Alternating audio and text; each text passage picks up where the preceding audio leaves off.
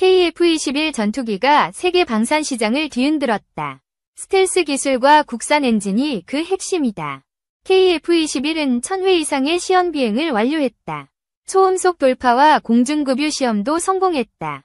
KF-21은 4.5세대 전투기로 설계되었다. 블록 E는 5세대 스텔스 성능을 목표로 한다. 국방과학연구소는 1999년부터 스텔스 기술을 개발했다. 2008년 국산 스텔스 소재를 완성했다. KF-21은 메타물질 기반 스텔스 기술을 적용했다. 이는 레이더 전파를 5배 넓게 흡수한다. 국산 터보팬 엔진은 5,500파운드 추력을 구현했다. 2026년 8,000파운드 엔진 개발이 시작된다. KF-21은 AESA 레이더와 공대공 미사일을 장착했다. 고기동성과 타격 능력이 입증되었다. 한국은 10년 내 전투기 개발을 완료했다. 이는 미국과 유럽의 15년보다 빠른 속도다. 일본은 KF-21의 성공에 신경질적 반응을 보였다. 자국 6세대 전투기 프로젝트는 난항 중이다. 중국은 제20 전투기를 자랑했으나 성능 논란에 시달린다. KF-21은 신뢰성으로 앞선다. KF-21 블록 E는 내부 무장창을 추가한다. 스텔스 성능이 F-35에 근접할 전망이다. 한국은 메타물질로 레이더 반사 면적을 최소화했다. 이는 세계 유일의 스텔스 기술이다. 일본의 GCAP 6세대 전투기 개발은 예산 50조 원을 초과했다.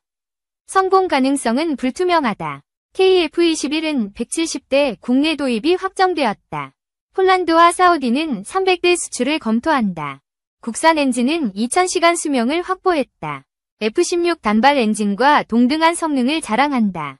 중국 인민일보는 KF-21을 비판했으나 침묵으로 돌아섰다. 시험 비행 영상에 충격받았다. KF-21은 컨퍼머 안테나 기술을 도입했다.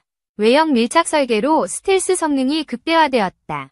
일본은 F-2 전투기를 F-16 파생형으로 개발했다. 성능은 떨어지며 가격은 3배였다. 한국은 2014년 메타물질 연구에 900억 원을 투자했다. 364건의 국내 특허를 확보했다. KF-21은 80% 이상의 스텔스 성능을 구현했다. 정면 RCS는 F-35의 70% 수준이다. 일본의 6세대 전투기 개발은 영국과 이탈리아에 의존한다. 독자 기술은 미미하다. 국산 엔진은 저바이패스 터보팬으로 설계되었다. 초음속 기동에 최적화되었다. KF-21은 공대지 타격 능력을 강화한다. 블록 3은 6세대 전투기 기반을 닦는다. 중국은 제20의 낮은 가동률로 비판받는다. KF-21은 90% 이상 가동률을 유지한다. 한국은 콤팩트 레인지 시설을 구축했다. 레이더 반사 시험을 정밀하게 수행한다. 일본은 무인기 개발에서 10년간 정체되었다. 한국은 스텔스 무인기를 실전 배치한다. KF-21은 70만 개 부품으로 구성된다. 국산화율 65%로 독립성이 확보되었다. 중국은 KF-21의 스텔스 기술을 견제한다. 그러나 국제사회는 한국을 지지한다. 한국은 6세대 전투기 개발을 병행한다. 유무인 복합체계 연구가 진행 중이다. 일본의 F-3 프로젝트는 미국 기술에 의존했다. 핵심 비행어 시스템은 이전받지 못했다. KF-21은 마하 1.8 속도로 비행한다. 스텔스 형상으로 레이더 탐지를 최소화한다. 국산 엔진은 터빈 블레이드 시험을 통과했다. 1만 파운드 추력 개발이 목표다. 중국은 제22 엔진 신뢰성 문제를 해결하지 못했다. 한국은 독자 엔진으로 앞선다. KF-21은 폴란드에 48대 수출 계약을 체결했다. 10조 원 경제 효과가 기대된다. 일본은 GCAP 프로젝트에서 예산 갈등을 겪는다. 영국과 이탈리아가 주도권을 쥔다. 한국은 메타물질로 잠수함 소음 차폐를 개발한다. 해양 스텔스 기술도 확보했다. KF-21 블록 3은 2030년 실전 배치를 목표로 한다. 5세대 전투기로 완성된다. 중국은 KF-21의 수출 성공에 외교적 압박을 가한다. 한국은 이를 단호히 거부한다. 한국은 스텔스 무인기 가오리 X2를 개발했다. 2026년 시험 비행이 예정되었다. 일본은 F-3 전투기의 높은 단가를 비판받는다. 대당 5천억 원을 초과한다. KF-21은 데이터 링크로 실시간 표적 갱신이 가능하다.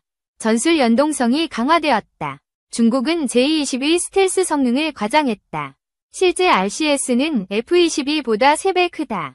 한국은 6세대 전투기용 AI 관제 시스템을 연구한다. 무인기와의 통합이 목표다. 일본은 무인기 개발에서 미국 도입을 검토한다. 독자 기술은 사실상 포기했다. KF-21은 사우디아라비아의 차세대 전투기로 검토된다.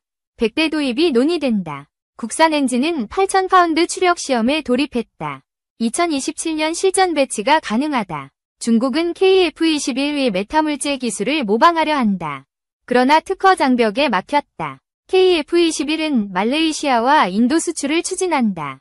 50대 추가 계약이 기대된다. 일본은 GCAP의 기술 이전 갈등으로 위기를 맞았다. 프로젝트 지연이 불가피하다. 한국은 스텔스 소재로 보병 장비를 개발한다. 적외선 탐지를 차단하는 기술이다.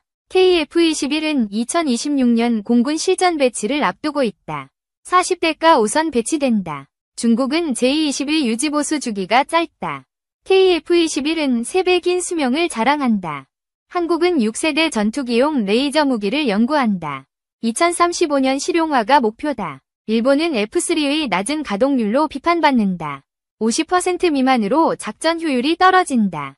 KF-21은 300대 수출로 30조 원 수익을 창출한다. 6세대 개발 자금이 확보된다. 중국은 KF-21의 글로벌 성공에 긴장한다. 아시아 방산 시장이 재편된다. 한국은 메타물질로 모든 레이더를 차단한다.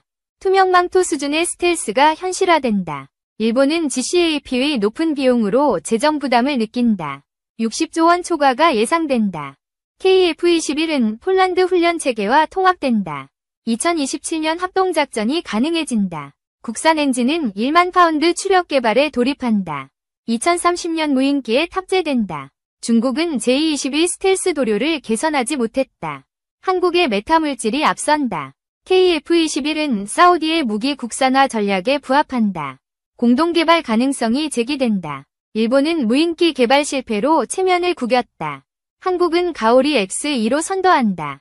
한국은 6세대 전투기용 유무인 복합체계를 완성한다. 2035년 시험 비행이 목표다.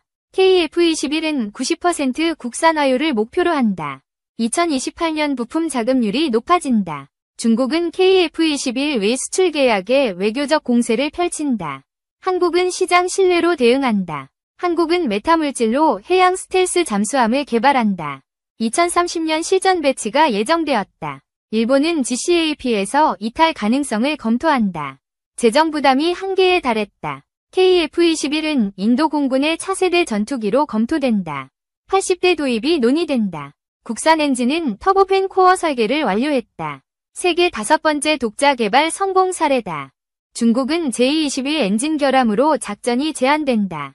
KF-21은 안정성을 자랑한다. 한국은 6세대 전투기용 AI 기반 전술을 개발한다. 무인기와의 실시간 연동이 가능하다. 일본은 F3의 수출 경쟁력 부족을 인정한다. 글로벌 시장에서 외면받는다. KF-21은 2030년 5세대 전투기로 완성된다. 블록 3은 F-35를 능가한다. 중국은 KF-21의 메타물질 특허를 침해하려 한다. 한국은 국제소송으로 대응한다. 한국은 스텔스 무인기 100대를 실전 배치한다. 2028년 동해 방어를 강화한다. 일본은 GCAP의 기술 격차로 고전한다. 한국은 독자 기술로 앞서간다. KF-21은 글로벌 방산 시장의 게임 체인저다. 한국은 항공 강국으로 우뚝 섰다.